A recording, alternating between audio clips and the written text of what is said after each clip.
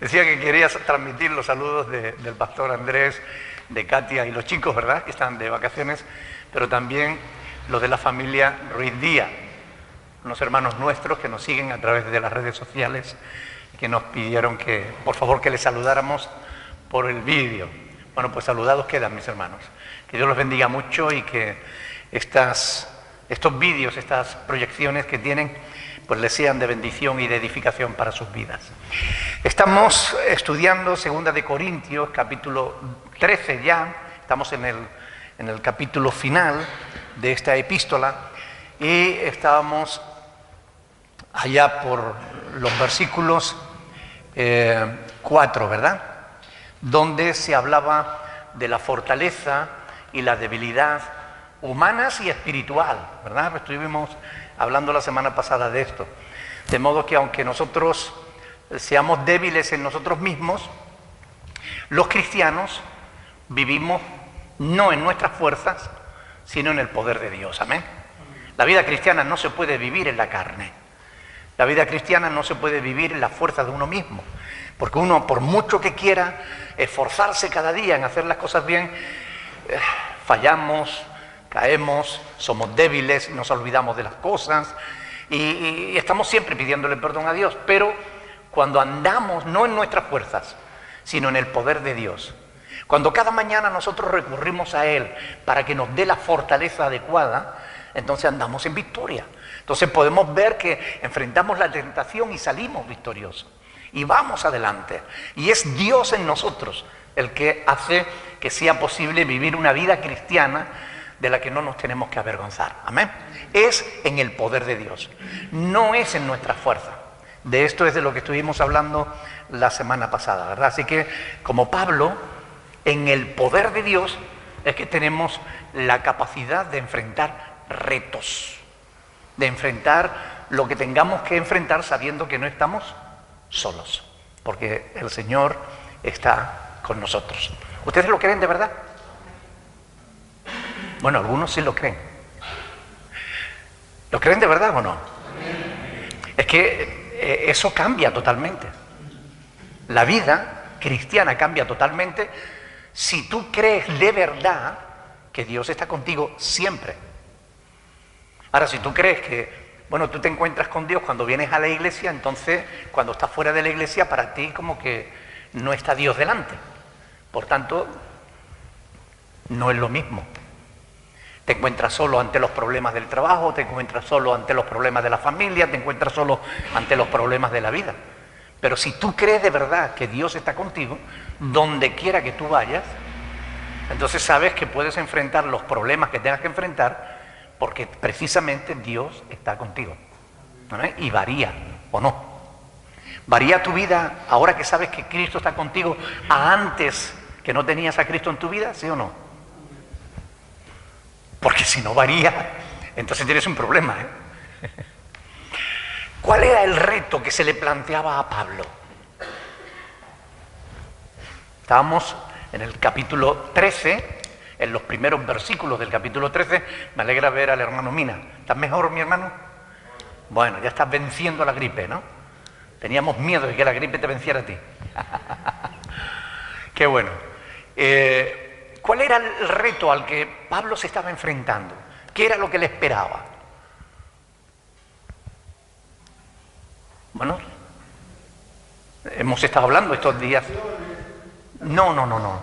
Con relación a esta carta que estamos estudiando y en relación a los versículos que estamos estudiando, lean 2 de Corintios 13, del 1 al 4, y ahí tiene el reto que él tenía por delante. Él iba de nuevo, ¿a qué?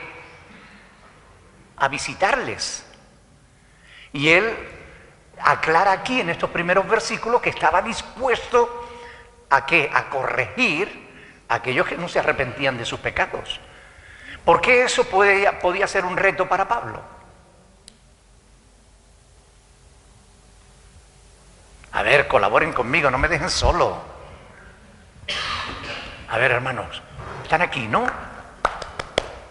¿Olé? Porque no todos se iban a arrepentir. Y no es fácil llamarle la atención a los demás, ¿verdad? No es fácil ejercer la disciplina. Para Pablo era un reto, porque estaban actuando mal y él les estaba corrigiendo para que cuando llegara allí no fuera necesario tener que ser duro con ellos, tener que ejercer esa disciplina. Pero si los corintios no se hubieran arrepentido, Pablo estaba dispuesto, dice ahí en los primeros versículos, dice que no será indulgente, es decir, él está dispuesto a corregir el mal proceder de los corintios y bueno, pues eso era un reto para él, porque es un reto siempre ejercer disciplina. No es fácil, sobre todo cuando tienes que corregir a gentes a los que ya les has enseñado.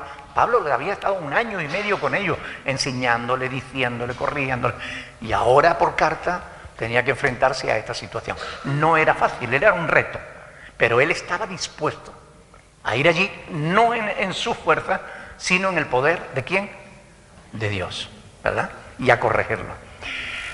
La disciplina nunca es fácil, pero es necesaria. Nosotros también enfrentamos retos a lo largo de nuestra vida, ¿sí o no? ¿Verdad? ¿Cuál fue el último reto al que te enfrentaste? No hace falta que lo diga, pero ¿recuerdas la última vez que te viste en aprietos?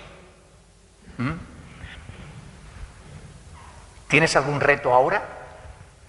¿Estás enfrentando alguna situación difícil? Algunos hacen así con la cabeza diciendo que sí. Hay retos que en verdad no los buscamos nosotros, pero hay retos que nos vienen dados por la vida, ¿verdad?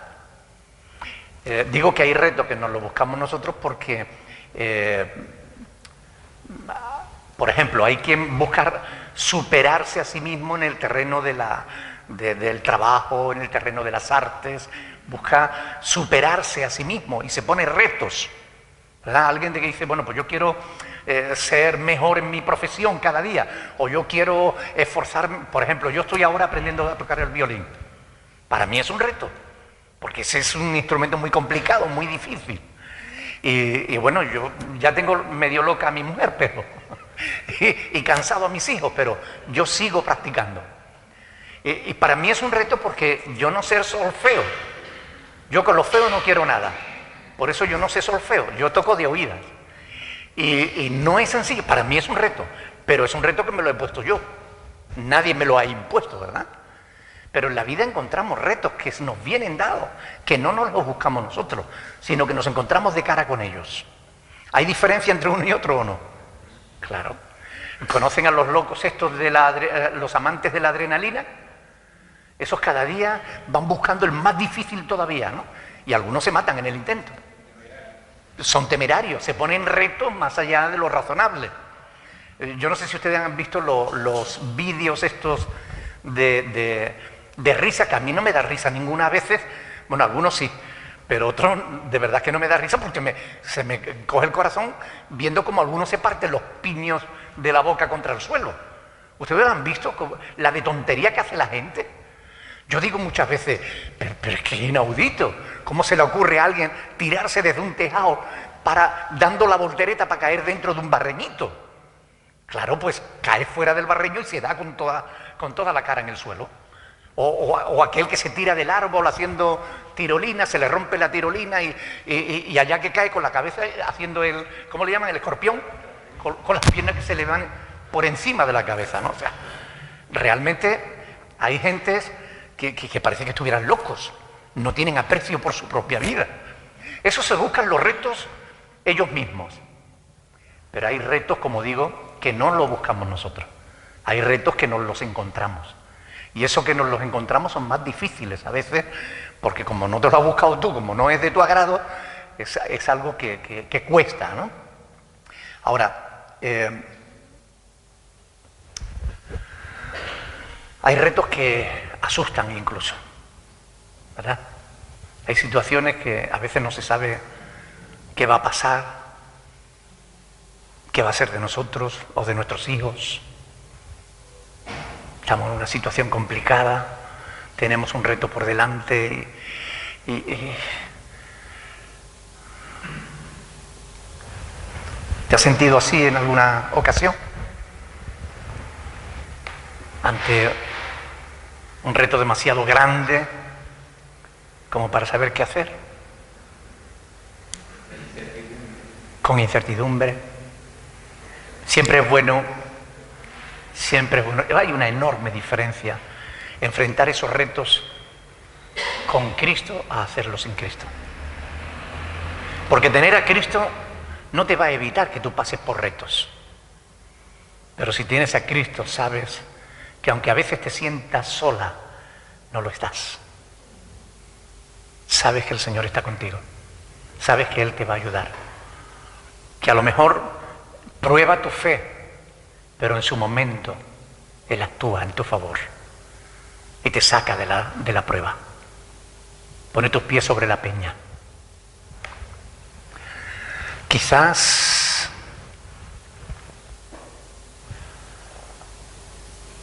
más de uno de los que estamos aquí tengamos retos por delante ahora mismo. Los chavales se enfrentan a exámenes a veces, ¿verdad? Los que están trabajando a veces se enfrentan también a retos. Los jefes están ahí encima y se le acaba el contrato y no sabe si le van a renovar o no. Y como decía Héctor, ¿no? La incertidumbre. Son situaciones complicadas. O tenemos un buen trabajo y estamos fijos en el trabajo, pero de la noche a la mañana nos cambian las condiciones del trabajo. Y nos quedamos que no sabemos qué va a pasar. Si vamos a seguir trabajando, si no vamos a seguir trabajando. Y si no trabajamos, ¿cómo vamos a sacar adelante a la familia? Son retos que todos enfrentamos. Ni que decir aquellos que tienen que ver con la salud, ¿no? Que de pronto te aparece un bultito y mientras te dicen si es o si no es un reto mantener la calma, es un reto enfrentar situaciones como esa. Pero en todos esos retos, en todas esas situaciones, hay una enorme diferencia a enfrentarlo solo, a enfrentarlo con Cristo en el corazón. Porque es el poder de Dios lo que te da la fuerza para superar esos retos. No importa cuán grandes sean, no importa cuán difícil parezca, porque para Dios no hay nada imposible, ni siquiera difícil, porque Dios es el Todopoderoso. ¿Están de acuerdo o no? Para algunos, como decía, se enfrentan a exámenes, los estudios para ellos pueden ser un reto, para otros no. Hay gente que tiene una capacidad intelectual innata, un don que Dios les da, y como que casi sin esfuerzo ninguno saca buenas notas, y para ellos no supone un reto los estudios. Pero hay quien se tiene que esforzar y machacarse, y aún machacándose los sesos, apenas si roza los aprobados, ¿no? Y es un reto siempre el estudiar, ¿no? Y hay quienes, para los cuales los estudios no suponen ningún reto, no porque tengan una gran capacidad intelectual, sino porque no le da importancia a los estudios. Y esos que hoy no le dan importancia, mañana se arrepienten de no haber estudiado. Yo siempre pongo el ejemplo de nuestra hija Séfora, ¿no? Ella no quería estudiar cuando le tocaba estudiar por edad. Ahora tuvo que terminar su carrera, tuvo que estudiar ya de mayor, ya con responsabilidades. Tuvo que estudiar, sacó su carrera de administración y ahora está estudiando otra carrera de auxiliar de enfermería. Pero le ha tocado hacerlo mucho más duro porque en su momento no supo apreciar el momento que le tocaba vivir. No supo enfrentar el reto que tenía por delante. ¿Eres un buen estudiante o eres un negligente? Esto pasa también con los cristianos, ¿eh? Hay cristianos que quieren predicar pero no quieren estudiar. Quieren ser pastores pero sin estudiar. A lo mejor es por eso que hoy hay tantos grupos raros. ¿No les parece?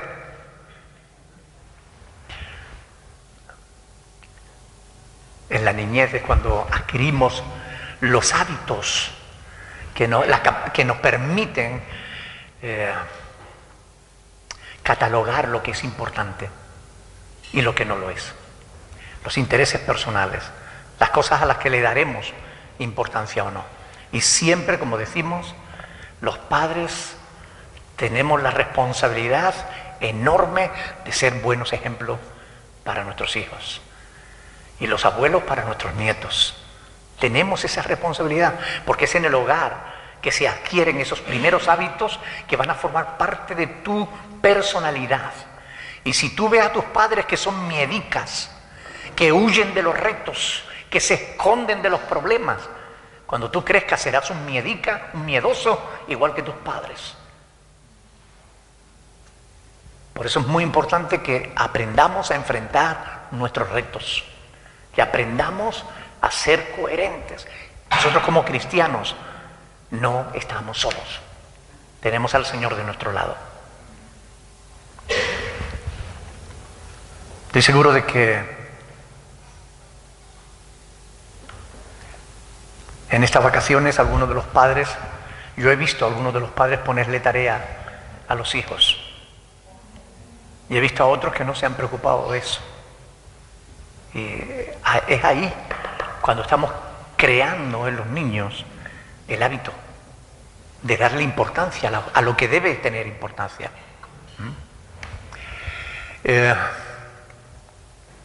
¿Era Pablo todopoderoso? Repito la pregunta. ¿Era Pablo todopoderoso? No, de ningún modo. Todopoderoso solo es Dios, ¿verdad? Sin embargo, el apóstol creía firmemente que el poder de Dios reposaba sobre su vida. Por esa razón él sabía que podría enfrentar la situación en Corinto. Por eso él estaba decidido a enfrentarla y sabía que podría hacerlo. Aunque para él supusiera un reto, él estaba dispuesto. Ahora, ¿crees tú lo mismo que Pablo? ¿Crees tú que el poder de Dios reposa sobre tu vida?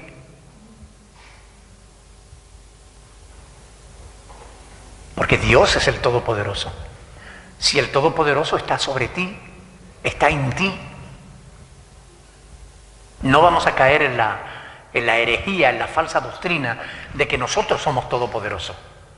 Si Dios es todopoderoso y yo soy hijo de Dios, soy todopoderoso chico, junior. No, eso es una bestialidad, eso es un engendro teológico, eso es una burda mentira de falsos maestros que no conocen la Biblia y que pretenden tener más poder del que tienen realmente. El poder del cristiano no es del cristiano, es de Dios. Amén. El poder del cristiano no es nuestro, es de Dios. Es Dios en nosotros. Claro, el Espíritu que mora en nuestras vidas. Él es el que tiene el poder y con Él podemos enfrentar las situaciones. Con Él, en la confianza de que Él está con nosotros. Vamos adelante, enfrentamos las situaciones y Dios nos da sabiduría para decir no, por aquí, no, por allí. Y le hacemos caso a Dios, salimos bendecidos. No le hacemos caso a Dios, salimos perjudicados. Es así de simple.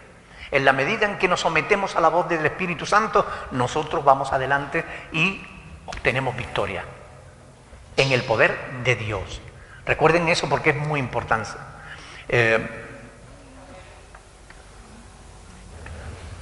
Quizás tú te puedes sentir débil, sin fuerzas. Te puedes sentir derrotado o derrotada, o cansado. Pero si te sientes así, recuerda las palabras del Señor. Venid a mí todos los que os sintáis trabajados y cargados, y yo os haré descansar. Venid a mí, dice Jesús. Así que cuando nos sentimos agotados, física, moral, emocional, incluso espiritualmente, ¿qué tenemos que hacer? Buscar a Jesús. Nos encerramos y le decimos, Señor, te necesito. Necesito de tu fuerza.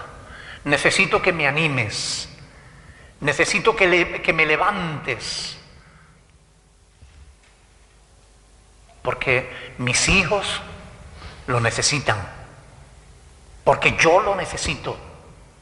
Necesito sentir tu poder, que me da fuerza, que me da ánimos para luchar, sabiendo que no hay nada que tú no puedas hacer, que tú no puedas hacer, Dios no puede hacer.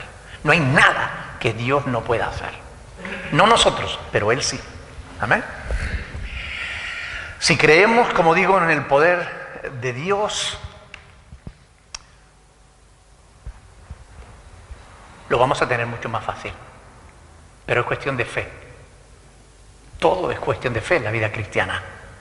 La vida cristiana empieza con la fe. ¿Recuerdan Juan 1 del 11 al 13? ¿Recuerdan cuando dice, a los suyos vino y los suyos no le recibieron, mas a todos los que le recibieron fueron hechos, les dio la potestad de ser hechos hijos de Dios, ¿verdad? Ahora, ¿qué dice el versículo siguiente? Vamos a verlo. Juan, capítulo 1, versículo 13. Porque a veces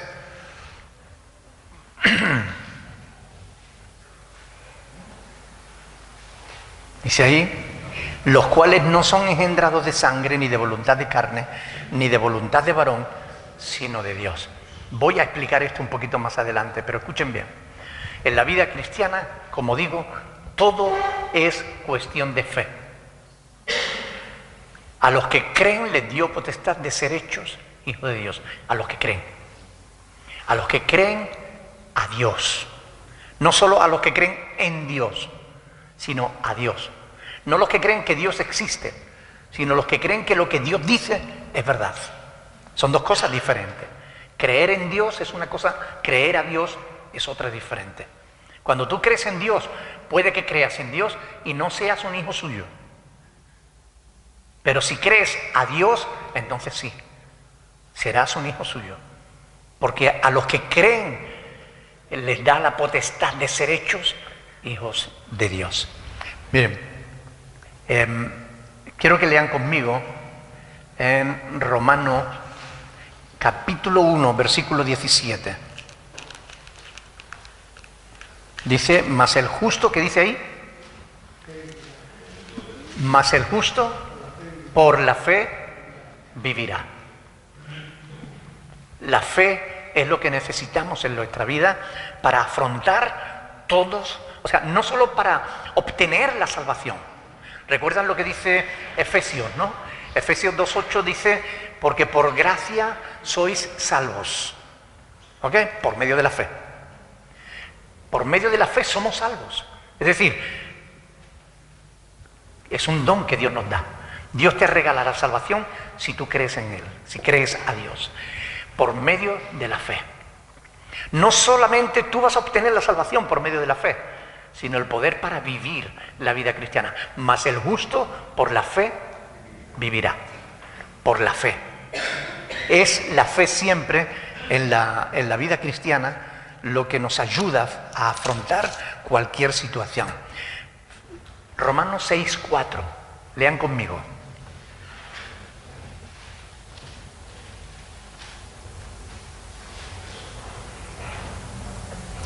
Porque somos sepultados juntamente con Él para muerte por el bautismo, a fin de que como Cristo resucitó de los muertos por la gloria del Padre, así también nosotros andemos en vida nueva. En vida nueva. La fe nos da una nueva vida, porque el que está en Cristo, nueva criatura es. Las cosas viejas pasaron y todas son hechas nuevas.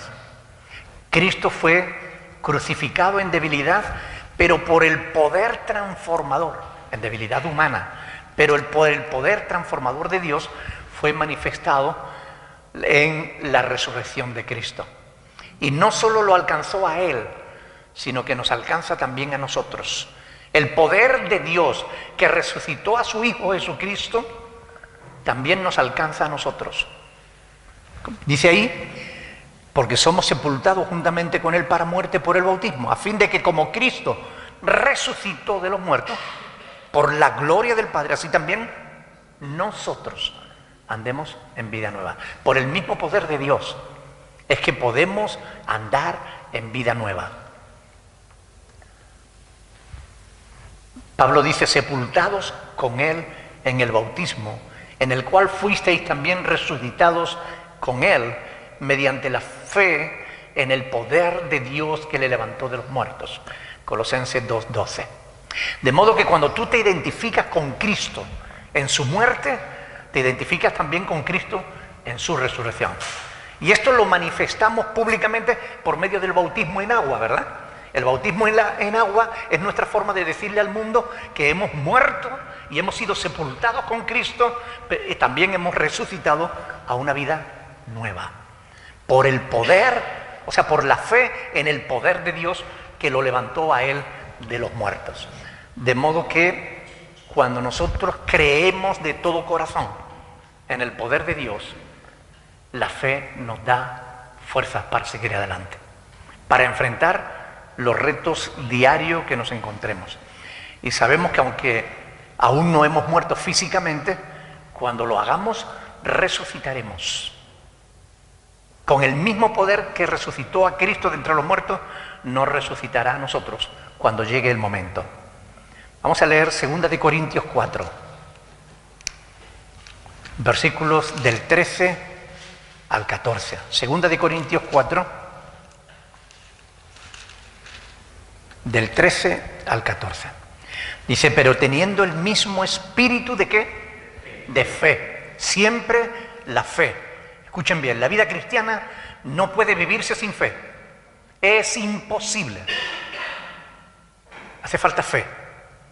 Si tú quieres vivir como cristiano, necesitas fe, necesitas creer.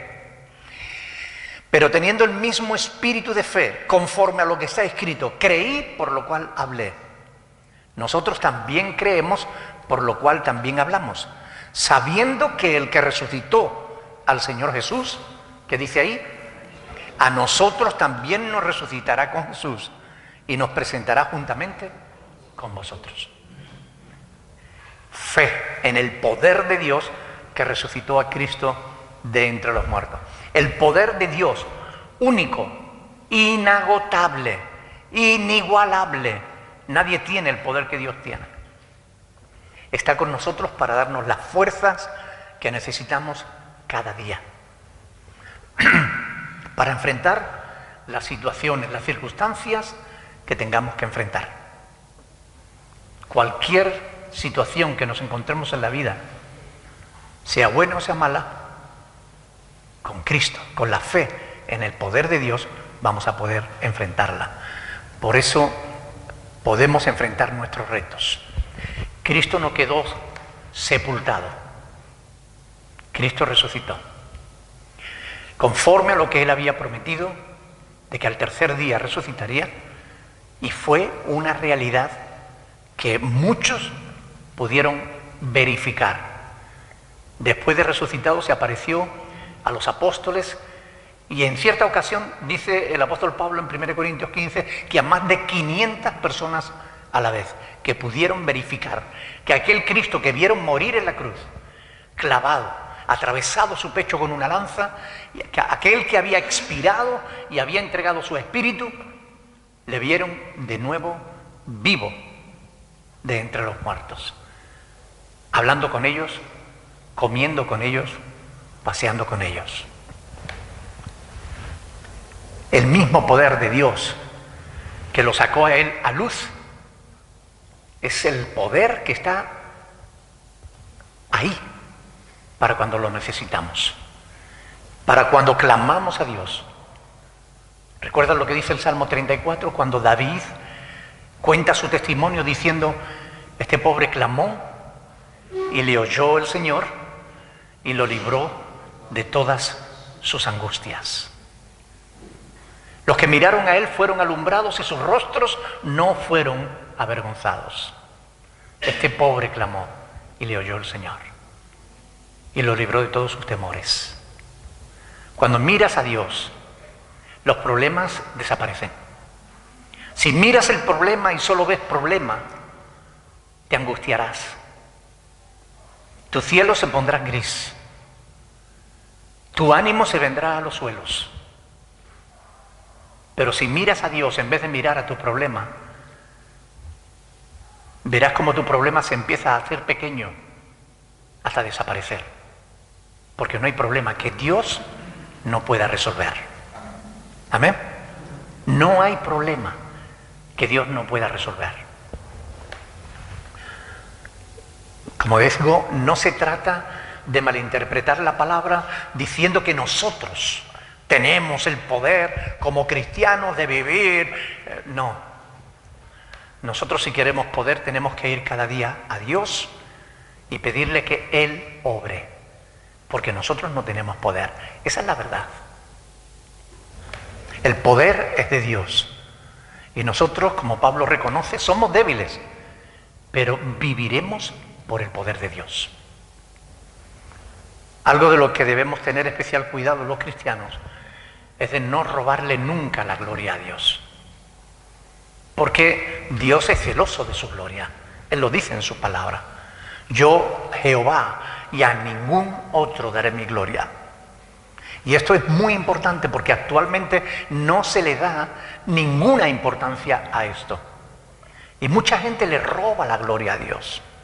Dios hace algo y los hombres se atribuyen la gloria como si lo hubieran hecho ellos. Y eso no es correcto. Eso es algo que ofende a Dios. Si Dios obra, tenemos que decir gracias a Dios. Yo he oído testimonios que me han dado vergüenza.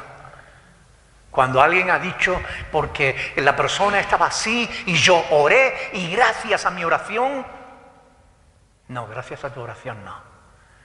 Porque una oración no sana a nadie. Una oración no soluciona ningún problema. Es Dios en respuesta a la oración quien sana y quien soluciona problemas. ¿Es verdad o no? Es así. Por eso no podemos robarle la gloria a Dios, porque es peligroso. Y la palabra de Dios guarda ejemplos que nos enseña que debemos ser cuidadosos con no caer en tratar de robarle la gloria a Dios. Todos conocen el capítulo 12 de Hechos de los Apóstoles, ¿verdad? Lo hemos estudiado aquí paso a paso, pero quiero que vengan conmigo a Hechos capítulo 12. Ahí en los primeros versículos, dice, en el versículo 1, dice que en aquel mismo tiempo el rey Herodes, fíjense bien, Hechos capítulo 12, versículo 1. En aquel mismo tiempo el rey Herodes echó mano a algunos de la iglesia, ¿para qué? Para maltratarles. Y mató a espada a Jacobo, hermano de Juan. Y viendo que esto había agradado a los judíos, procedió a prender también a Pedro. Eran entonces los días de los panes sin levadura. Es decir, este mal hombre prendió a algunos hermanos nuestros en la fe simplemente porque eran cristianos y llegó a matar, los maltrató y llegó a matar incluso a Jacobo. Y entonces él, para seguir agradando a los hombres, mandó prender al apóstol Pedro. Pero ¿saben? Herodes era el rey. Él tenía todo un ejército para sí. ¿Quién era Pedro? Un simple pescador. Era un poquito brutote, según nos dicen los historiadores. Y por lo que podemos ver en la Biblia, se ve que tenía un carácter fuerte. Pero bueno, era un hombre. ¿Qué podría hacer él contra un ejército? Absolutamente nada. Herodes mandó a prenderlo y lo prendieron. Y lo metieron en la cárcel. Y allá está Pedro en la cárcel y encadenado. La suerte de Pedro estaba echada. Nadie daría un duro por Pedro en esa situación. No había salida. Si hubiera podido escapar, si no lo hubieran pillado, pero ya era tarde. Lo habían cogido y estaba en la cárcel. Y la suerte de Pedro ya estaba echada. Le iba a pasar lo mismo que a Jacobo, porque era la voluntad del rey. Y nadie se puede oponer a la voluntad del rey. ¿O sí? Ustedes saben que por encima de todos los reyes hay uno que reina. Al Señor se le llama el Rey de Reyes y Señor de Señores. ¿Sabes lo que significa ese título? Que no hay nadie que tenga más autoridad que Él. Dice la Biblia que Dios tiene la voluntad de los reyes de la tierra en la palma de su mano, como los repartimientos de las aguas. A donde Él quiere, la inclina. Dios puede inclinar la voluntad de un rey.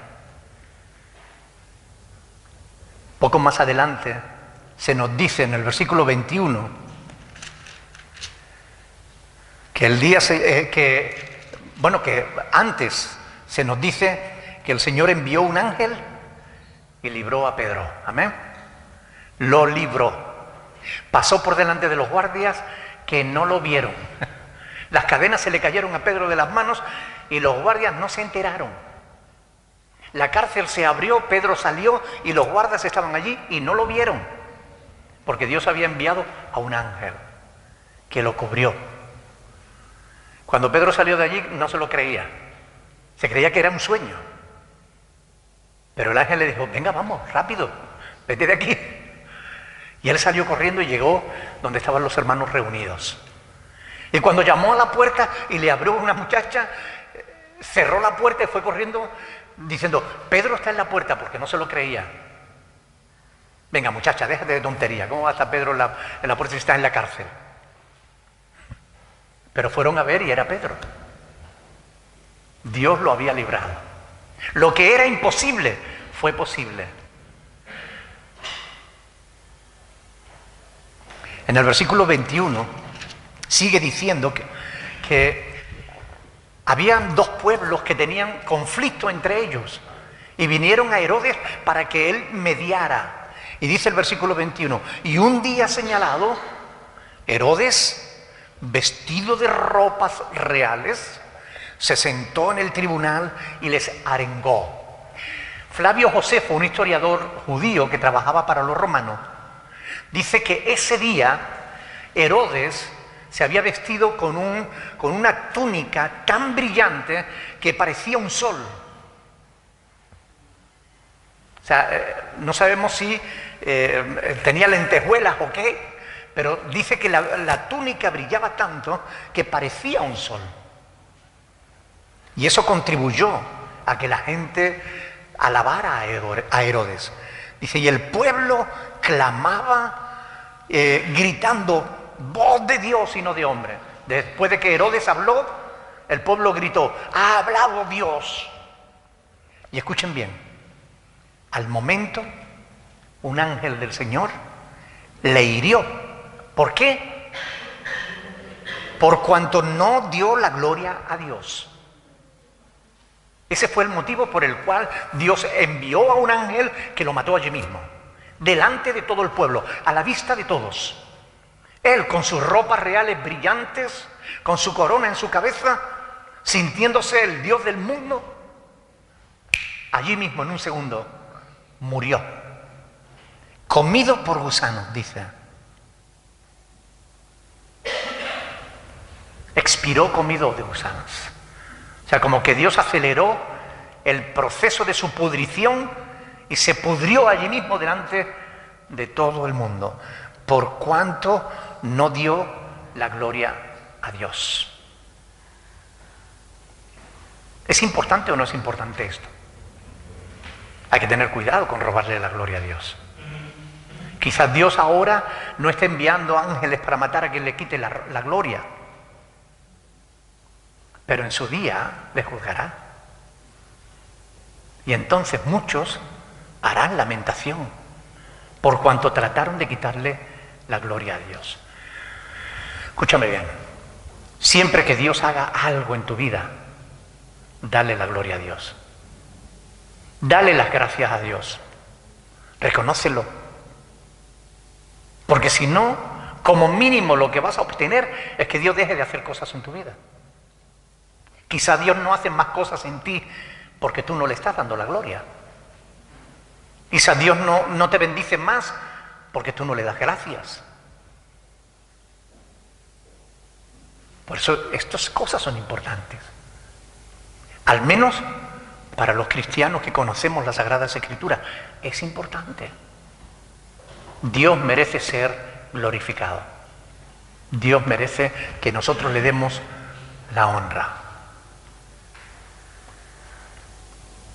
Los cristianos somos llamados a ser humildes, a no ser orgullosos. Somos llamados a reconocer que vivimos por el poder y la misericordia de Dios.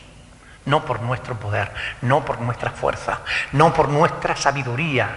No es que la experiencia, no. Yo llevo tantos años en el Señor y no. Por la gracia de Dios, dice Pablo, soy lo que soy. Por la gracia de Dios. Y la gracia de Dios no ha sido vana en mí. Eso sí, no me da tiempo me quedo ahí. Yo quería llegar al versículo 5, pero no he llegado, me he quedado en el 4. Bueno, da igual. La próxima semana, si Dios quiere, hablaremos del versículo 5, porque tiene un asunto muy interesante ahí que debemos tocar con calma. Porque la vida cristiana es como la vida física. De vez en cuando necesitamos chequearla. ¿Amén? ¿Hay alguna pregunta?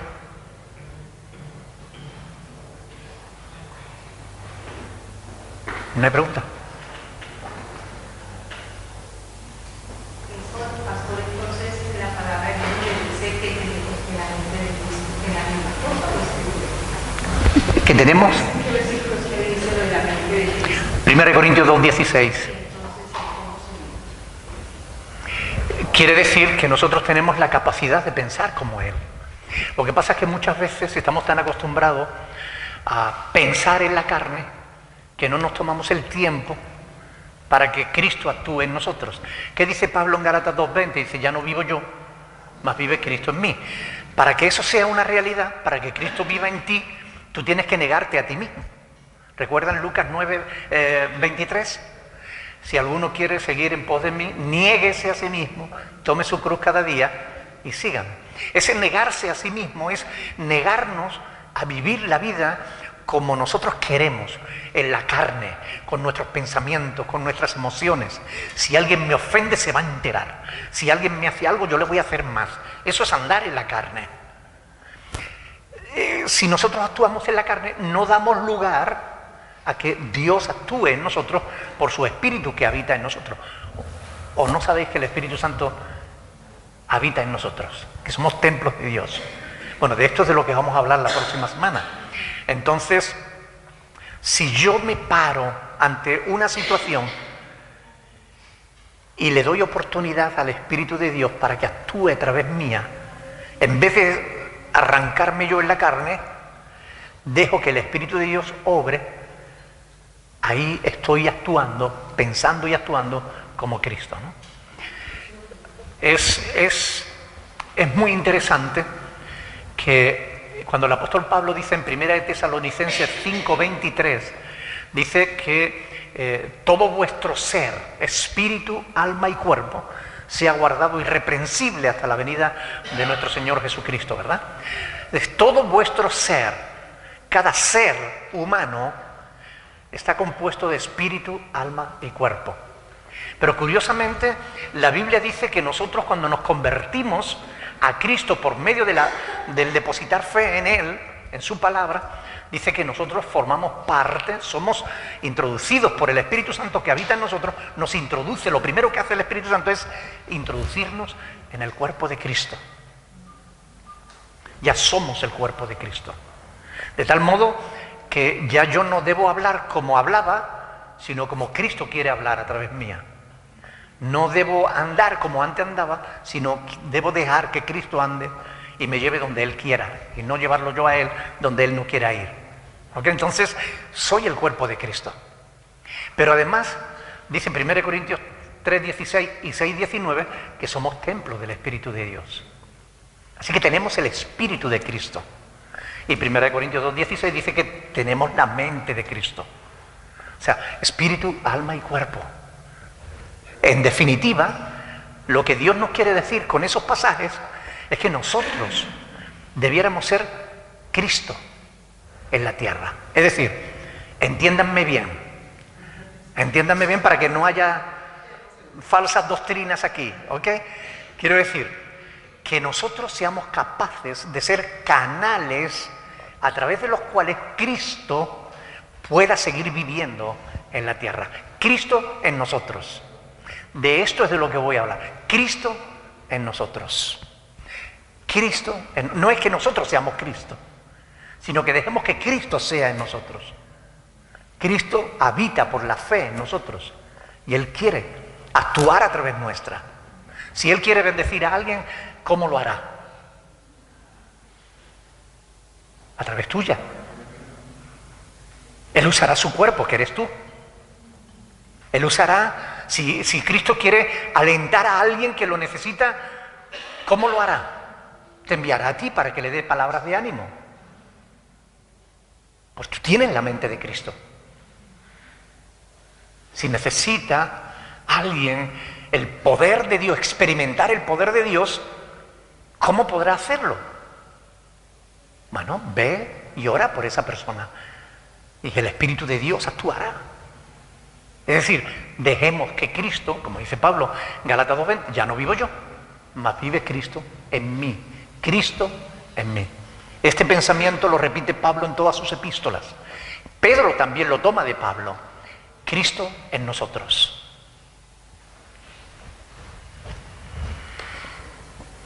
Muy bien. La batalla entre la carne y el espíritu. Justamente en la medida en la que nosotros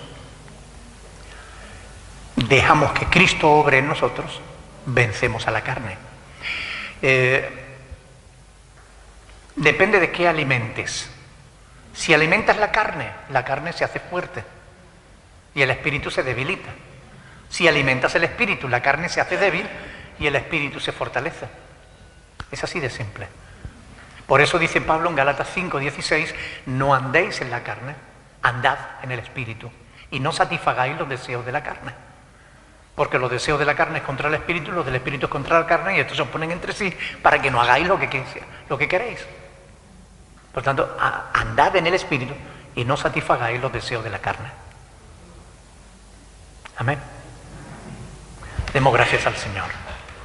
Vamos a ponernos de pie y le damos gracias a Dios por su palabra, porque tenemos una palabra preciosa que nos ayuda. Escuchen bien, yo no sé cuál será tu reto, pero quiero que salgas de aquí con una idea clara. No estás solo, no estás sola. Amén. Dios, y no estoy hablando de ningún ídolo, no estoy hablando de ninguna falsa religión. Dios, el que dijo y los cielos fueron creados, el que sopló sobre un muñeco de barro y le dio vida. Dios, el creador, está con nosotros. Amén. Demos gracias al Señor. Alguien que ore, por favor, despidiéndonos en esta noche.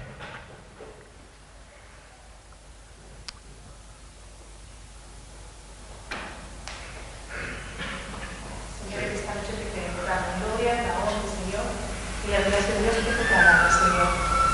Por tu presencia, Señor, en cada situación, Señor, dándote las gracias, Dios, por el gran que tienes y lo bueno que tienes.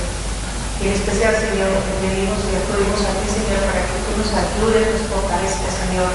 Cada reto, Señor, que nos presenta en nuestra vida, Señor.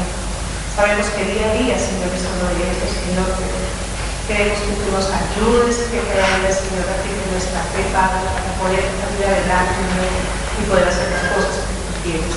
Gracias, Dios, por tu palabra. Ayúdanos, Señor, a poder llevarla, Señor, a aquellos que nos confiesen, Señor, para que nos pueda hacer la educación de Dios, Señor. Ayúdanos, Padre, a poder presentar a ti, que a ti todo se vea fortalecido. Y ahora, Señor, comienza, Señor, a nuestros lugares, y gracias, Dios, por este tiempo. Glorificamos tu nombre, Señor. Amén. Dios le bendiga, mis hermanos. Ánimo.